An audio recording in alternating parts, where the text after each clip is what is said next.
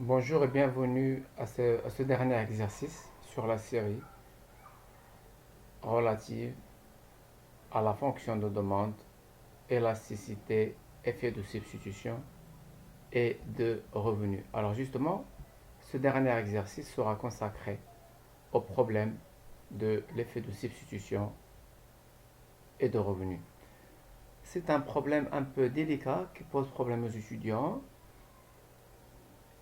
Et aujourd'hui, on va donc, à travers un exemple simple, on va essayer de bien comprendre la logique de ce problème, de comprendre comment s'y prendre et surtout de comprendre la logique qui est derrière les calculs. Alors, on va partir donc d'un exemple très simple.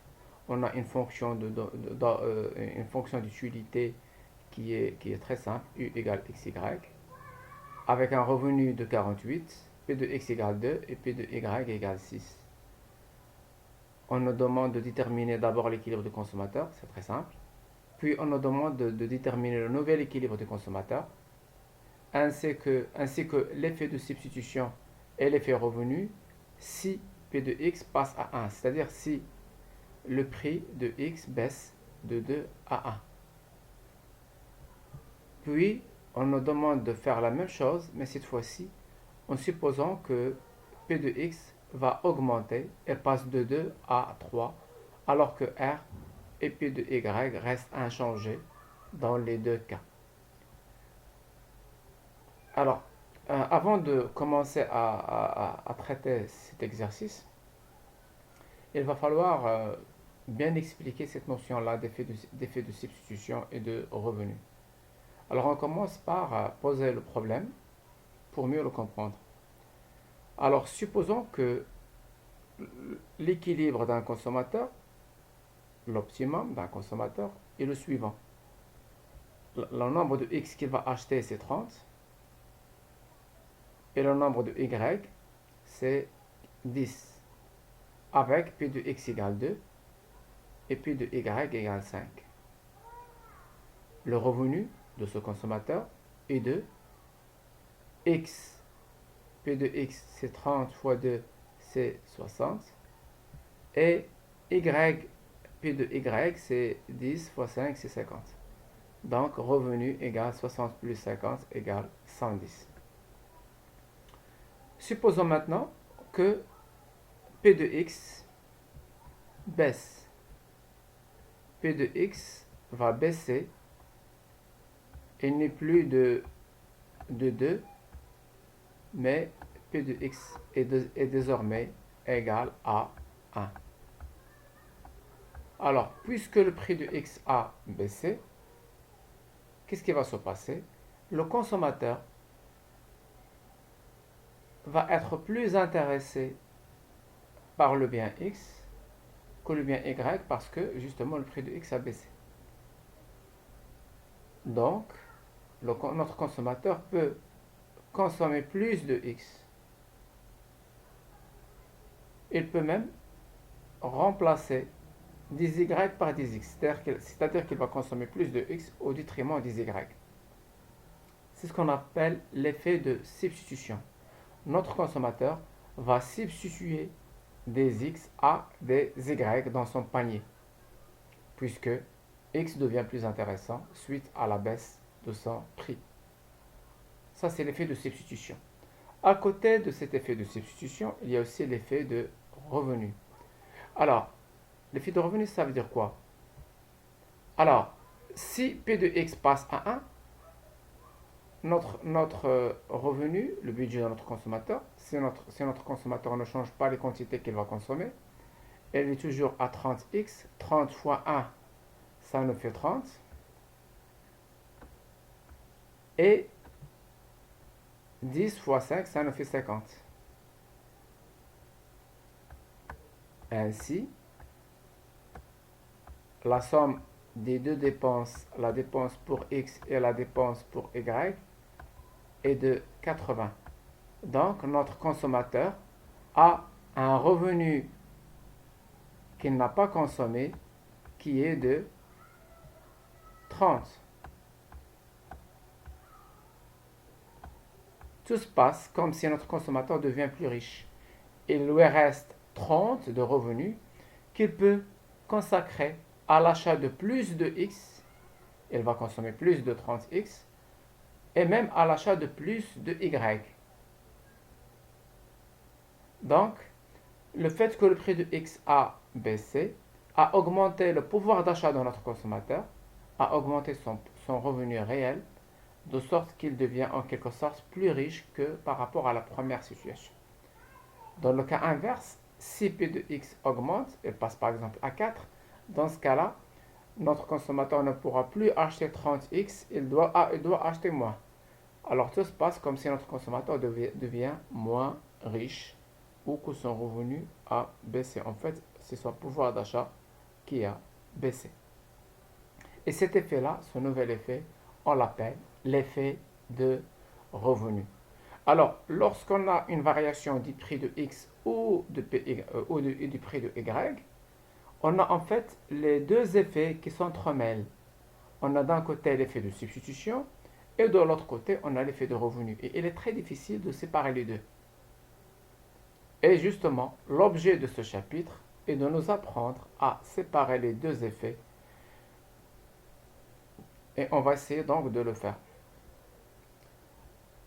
Alors, effet de substitution et de revenu.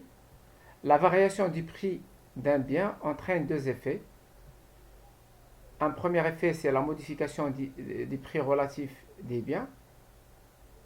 C'est l'effet de substitution. On va remplacer un bien par un autre, puisque le premier devient plus intéressant, par exemple, que le deuxième, relativement. Et le deuxième effet, c'est la modification du pouvoir d'achat du consommateur, c'est l'effet revenu. Suite à la variation du prix, notre consommateur, si le prix baisse, il devient en quelque sorte, son pouvoir d'achat augmente et devient en quelque sorte plus riche. Si le prix augmente, le pouvoir d'achat baisse et notre consommateur devient relativement plus ou moins riche. Alors, l'effet de substitution, la baisse du prix de X incite le consommateur à substituer du X au bien Y. Et inversement. Mais, pour un revenu donné, la baisse du prix de X augmente le pouvoir d'achat du consommateur. Cela entraîne donc un changement de la contrainte budgétaire et permet d'acheter non seulement plus de X, mais aussi plus de Y. C'est ce qu'on appelle l'effet de revenu. Alors, on va essayer de comprendre ça graphiquement avant de faire les calculs nécessaires pour avoir des résultats numériques.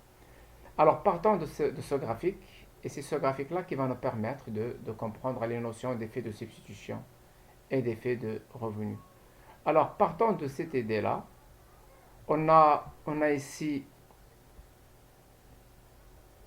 on va se focaliser sur cette courbe d'indifférence. Alors, je prends un stylo, comme ça va être plus... Voilà. Non, c'est pas très joli, donc je prends un autre. Voilà, je prends celui-là par exemple.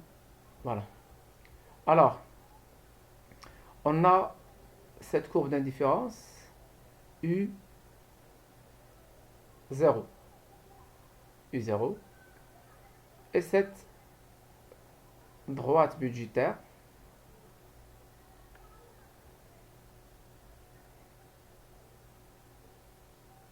alors, la tangence de la droite budgétaire en bleu ici et de cette courbe d'indifférence est 0. Le point de tangence est le point E1. E indice 1. Ça, c'est le point d'équilibre du consommateur pour un niveau de revenu illustré par la droite budgétaire et un niveau de satisfaction illustré par U0. Maintenant,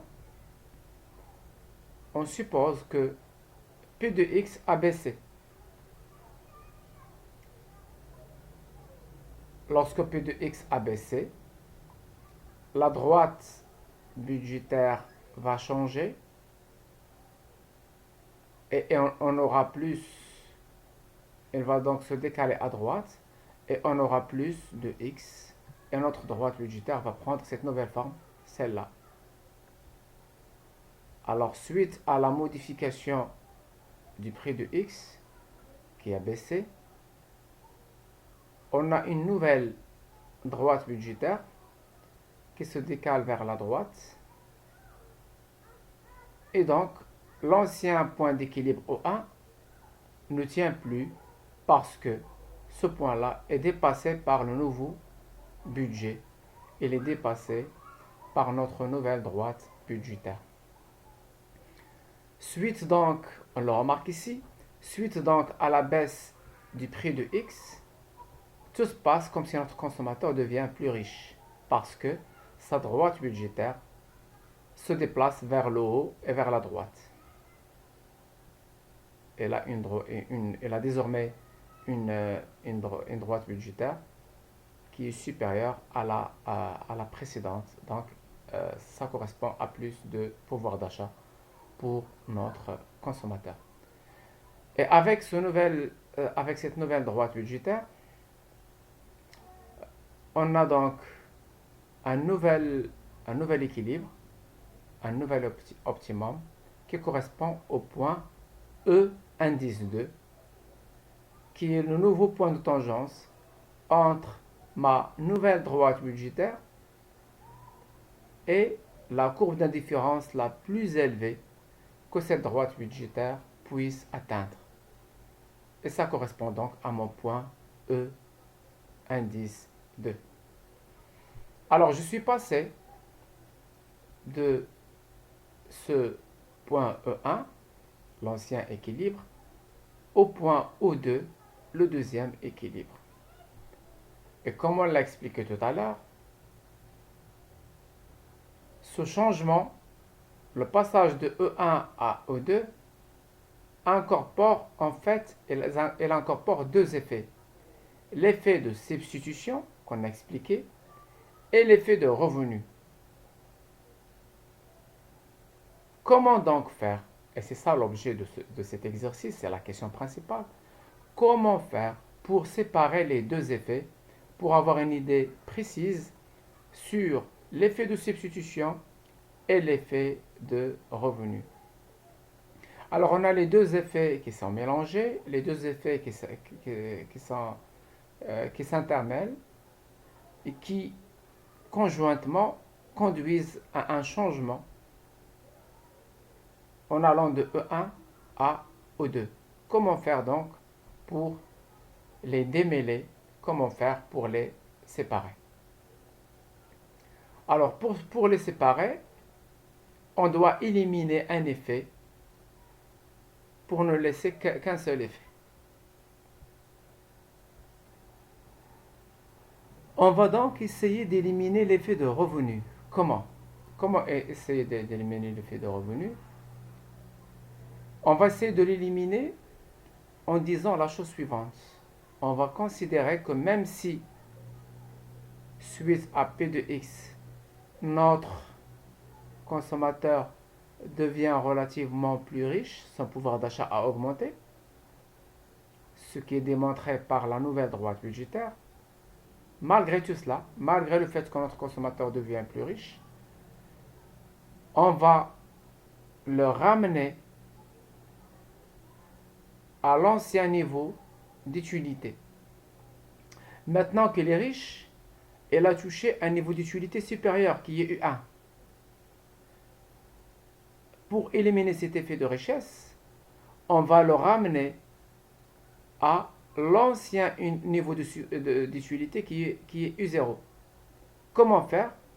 On va tirer, si vous voulez, on va imaginer qu'on va tirer cette droite budgétaire de manière à ce qu'elle reste parallèle à elle-même et on va la tirer vers le bas jusqu'à l'ancien niveau d'utilité, jusqu'à ce qu'elle devienne tangente à l'ancienne courbe d'indifférence qui est U0. Donc vous imaginez qu'on va tirer cette droite-là, cette droite budgétaire, on va la tirer vers le bas, on va la tirer dans ce sens, tout en la laissant parallèle à elle-même, jusqu'à ce qu'elle devienne tangente à la courbe d'indifférence U0. Et ce point de tangence, c'est le point E', ici. Alors, en faisant cela, qu'est-ce qu'on a fait en fait? On a considéré que même si notre consommateur devient plus riche, il va rester à l'ancien niveau de vie qu'il avait auparavant, mais avec la nouvelle droite budgétaire. En faisant cela, on a éliminé l'effet de revenu et l'effet de richesse. On va le ramener donc vers l'ancienne courbe d'indifférence. En faisant cela, on a imaginé cette nouvelle droite budgétaire, la droite en vert, qui est en fait une droite imaginaire.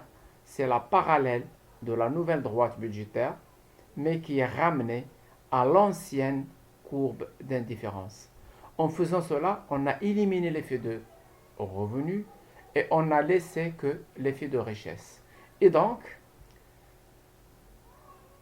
après tout ça, entre le point E1 et E2, on a désormais un point intermédiaire qui est E'. Au point E1 correspond une quantité de x qui est x1. Au point E2 correspond une quantité de x qui est x2. Mais entre les deux points, on a E', à quoi correspond une quantité de x qui est égale à x'. Et donc, on peut dire que entre x1 et x', on n'a pas d'effet revenu. On n'a que l'effet substitution, parce que l'effet revenu, on l'a éliminé. Donc, entre x1 et x', on a l'effet de substitution. Et entre x' et x2, on a l'effet de revenu. Par cette astuce, on a donc séparé les deux effets de manière à distinguer l'effet substitution et l'effet revenu. Alors, si vous n'avez pas très bien compris ce passage, je sais que ça peut poser problème à quelques étudiants. Vous faites pause à la vidéo et vous revenez un petit peu en arrière pour revoir ça une deuxième fois. Une fois vous avez compris ce passage, le reste ne sera qu'un jeu d'enfant. Bien. Alors, maintenant on passe à l'exercice.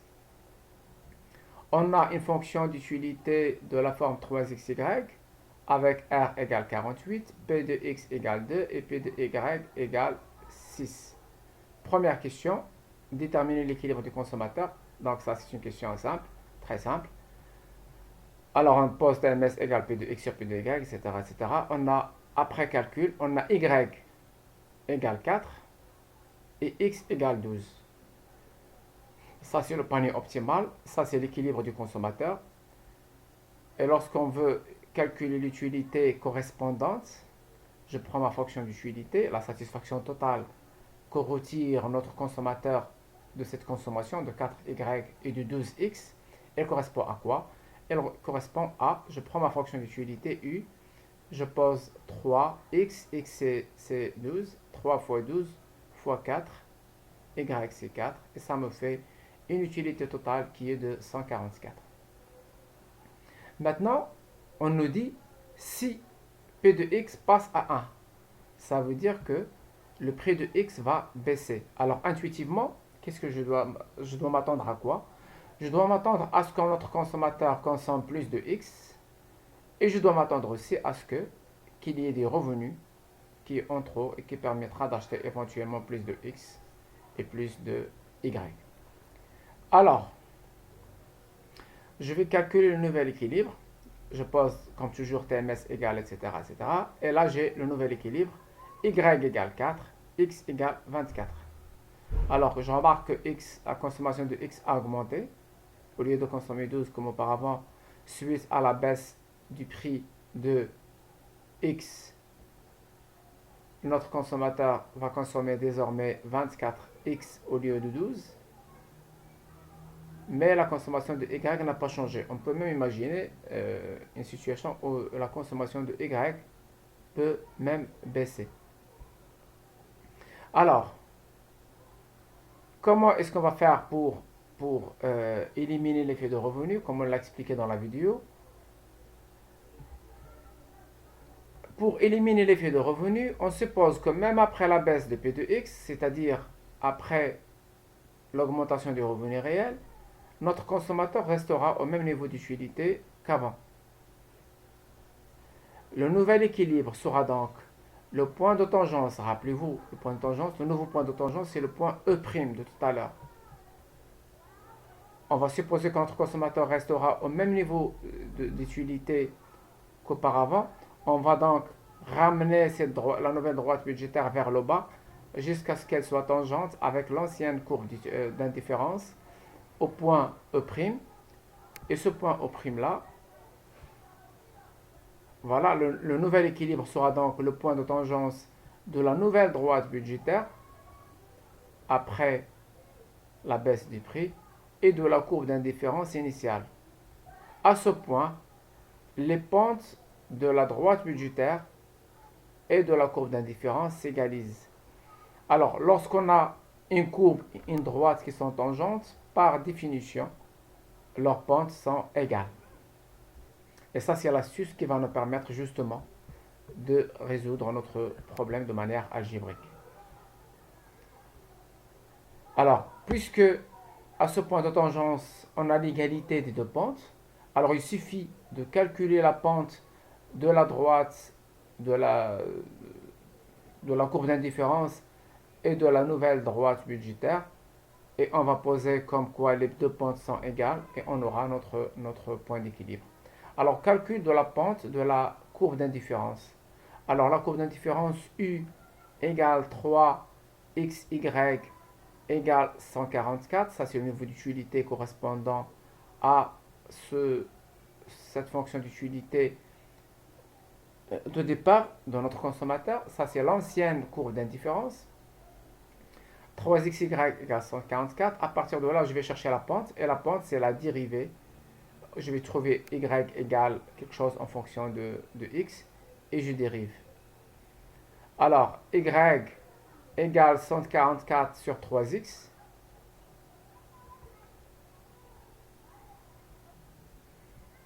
Bon, vous corrigez là, je crois qu'il y a une petite erreur au niveau de l'énoncé. Ce n'est pas la fonction d'utilité n'est pas de xy, mais c'est de 3. Vous mettez ici 3xy.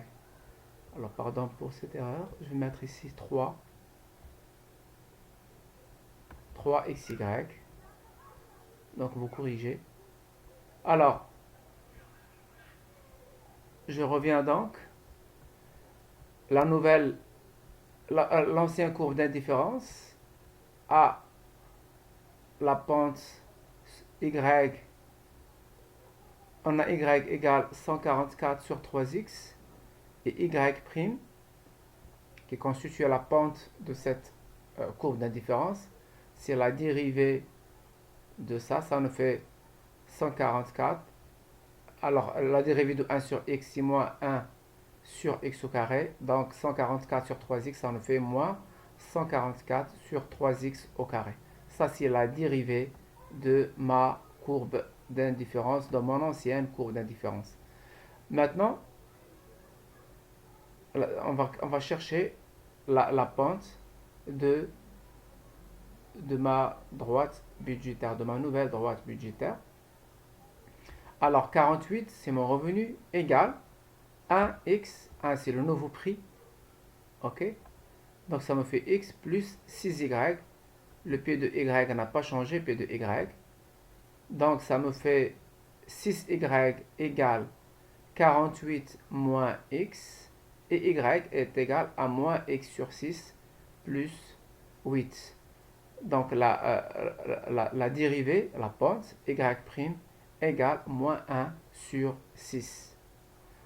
Donc ça, c'est la pente de mon ancienne courbe d'indifférence. Et ça, c'est la pente de ma nouvelle droite budgétaire. Alors je reviens à mon graphique. Ce que j'ai fait maintenant de manière algébrique, c'est que j'ai ramené cette courbe-là, cette droite, la nouvelle droite budgétaire, je l'ai ramenée vers le bas jusqu'à ce qu'elle soit tangente avec l'ancienne courbe d'indifférence. Et le point de rencontre, le point de tangence, E', c'est le point donc où on a la tangence entre l'ancienne courbe d'indifférence ramenée vers le bas et, la nouvelle courbe d'indifférence, la nouvelle, droite budgétaire ramenée vers le bas et l'ancienne courbe d'indifférence. À ce point de tangence, les pentes de la courbe et de la droite budgétaire sont égales. Alors c'est ce que j'ai fait. J'ai cherché les pentes de la courbe d'indifférence et de la droite budgétaire. Et une fois que je les ai, tout ce qu'il me reste à faire, c'est de dire que puisque la courbe et la droite budgétaire sont tangentes, donc à ce point-là de tangence, les deux pentes sont égales. Donc au point de tangence, on a donc moins 44 sur 3x au carré, qui est la pente de la courbe d'indifférence, l'ancienne courbe d'indifférence, égale moins 1 sur 6, qui est la pente de ma droite budgétaire, ma nouvelle droite budgétaire. Ça me fait donc 3x au carré égale 6 fois 144. J'élimine les moins et les moins. Ça me fait donc x au carré égale, après calcul, j'ai x au carré égale 288. Et la racine carrée de x, c'est la racine carrée de 288, c'est à peu près 16,97. Alors, mon point E', au x', correspond à 16,97. Alors, comment représenter cela? Alors, dans mon ancien équilibre, x1 était de 12. Le consommateur achetait 12x. Après la baisse du prix de x qui est passé de 2 à 1, notre consommateur a acheté 24x. Mais entre les deux, entre 12 et 24, on a l'effet total, on a l'effet de substitution et l'effet de revenu. Pour les séparer, on est passé par cette astuce-là pour éliminer l'effet de revenu. Et on va dire que entre 12 et 16,97, ça correspond à l'effet de substitution. Et au-delà de 16,97, au-delà de x', ça correspond à l'effet de revenu. Ok? Donc, entre 16,97 et 12, ça c'est l'effet de substitution. Et entre 16,97 et 24, c'est l'effet de revenu. Et bien sûr, entre 12 et 24, c'est l'effet total. Donc, l'effet de substitution correspond à x' moins x1, c'est-à-dire 16,97 moins 12. Et l'effet de revenu correspond à x2 moins x', c'est-à-dire 24 moins 16,97.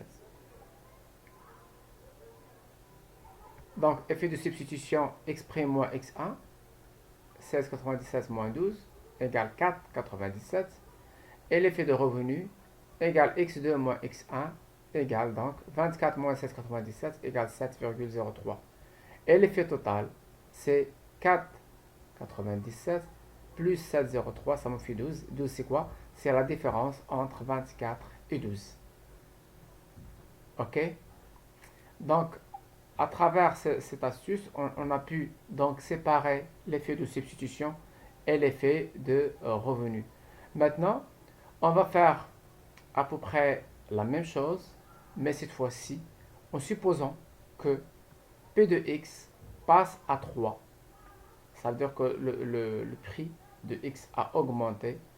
Il était de 2, maintenant il passe à 3. Comment ça va se passer pour le consommateur? On va calculer le nouvel équilibre. On va donc vous faire grâce des calculs. On va les sauter. Alors, nouvel équilibre. On a, après calcul, bien sûr, on a y égale 4. et x égale 8. Alors là encore, on remarque que y n'a pas changé, elle reste toujours à 4, mais la quantité de x que notre consommateur va acheter, elle passe à 8. Donc la quantité a baissé. Et le passage de 12 à 8, il était à 12 lorsque le prix était à 2. Maintenant que le prix est passé à 3, la consommation de X est passée à 8. Donc on a une baisse de la quantité consommée de 12 à 8.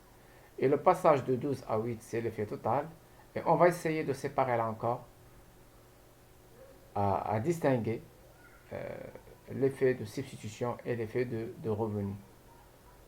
Alors, on va faire le même raisonnement que tout à l'heure, en disant cette fois-ci que même si le prix de X a augmenté et que par conséquent notre consommateur a perdu des pouvoirs d'achat, tout se passe comme s'il devient plus pauvre ou moins riche, malgré tout cela, on va, pour éliminer l'effet de revenu, on va supposer que même si il devient plus pauvre, notre consommateur va rester au même niveau de satisfaction de départ. Donc, ce qu'on va faire, on va glisser la nouvelle droite budgétaire comme on l'a fait tout à l'heure, mais on va le faire dans le sens opposé. On va glisser notre droite budgétaire, notre nouvelle droite budgétaire, jusqu'à ce qu'elle devienne tangente à l'ancienne courbe d'indifférence et on aura notre point E'. À ce point-là, E' va correspondre donc un point de tangence et à ce point de tangence, on a l'égalité entre les pentes de l'ancienne courbe d'indifférence et de la nouvelle droite budgétaire. Donc c'est le même raisonnement, sauf que on va faire bouger la droite budgétaire vers le haut parce que après la hausse du prix de X, vous imaginez que la droite budgétaire va descendre vers le bas et vers la gauche. Donc on va égaliser les deux pentes. La pente de la nouvelle droite budgétaire, 48 égale 3. 3 c'est quoi? C'est P de X, le nouveau prix. 3x plus 6y, P de y n'a pas changé. Hein? Donc à partir de ça, je peux dégager y après calcul. Je simplifie parce que l'important dans cet exercice, ce n'est pas les calculs, c'est de comprendre la logique. Y égale 8 moins 1 demi de x. Et la dérivée de cette équation-là, la dérivée de cette fonction est y' égale moins 1 demi. Donc la pente de la nouvelle droite budgétaire est moins 1 demi. Et la pente de l'ancienne courbe d'indifférence ne va pas changer. Elle est toujours de moins 144 sur 3x au carré. Donc à ce point de tangence, on a l'égalité des deux pentes. Donc, on a moins 144 sur 3x au carré égale moins 1 demi. Ce qui fait que x au carré, là encore après calcul, égale 96. Et que x est égal à la racine carrée de 96, c'est-à-dire à peu près 9,80. Donc, au départ, notre consommateur consommait 12x. Ça correspond à x1. Maintenant, ça va baisser après l'augmentation du P de x. Notre consommateur ne consomme plus que 8x. Mais entre les deux, si on élimine l'effet de revenu pour ne garder que l'effet de substitution, on a trouvé un point intermédiaire x' qui correspond à 9,80. Donc entre 12 et 9,80, ça correspond à l'effet de substitution. Et de 9,80 à 8, ça correspond à l'effet de revenu. Et bien sûr, l'effet total, c'est la distance entre 8 et 4, entre 8 et 12, pardon. C'est au plus particulier, plus précisément entre 12 et 8, c'est une quantité de 4. Alors, l'effet de substitution, ça correspond à x1 moins x'. Si 12 moins 9,80, ça me fait 2,2. Et l'effet de revenu, c'est 9,8 moins 8, ça me fait donc 1,8. Et la somme des deux, ça me donne bel et bien 3 plus 1, ça me fait 4. Et 4, ça correspond à l'effet total. Alors j'espère que vous avez compris et que cette notion d'effet de substitution et de revenu ne vous pose plus de problème. Euh, je vous souhaite bon courage pour l'examen, Inch'Allah, et à très bientôt.